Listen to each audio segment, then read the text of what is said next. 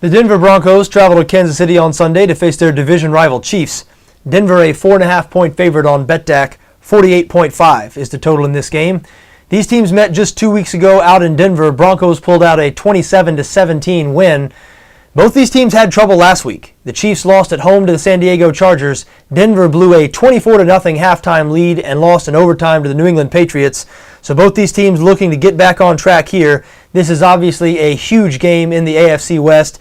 Denver and Kansas City tied atop the division at 9-2.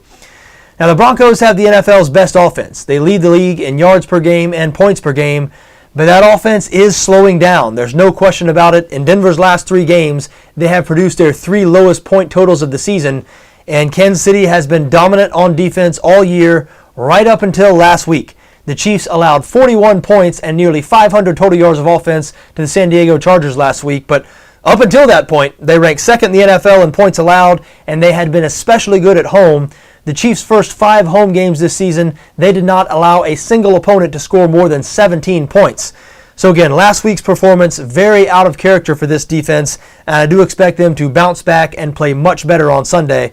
They will be without Justin Houston, their best pass rusher, but I still expect them to get after Peyton Manning. Denver, not a good pass-blocking offensive line, and Manning has been very gimpy these last couple of weeks, limping around on those ankles. So I think we're going to see the Denver offense of the last 3 weeks and not the Denver offense of the first 8 weeks when they were on a record-breaking pace.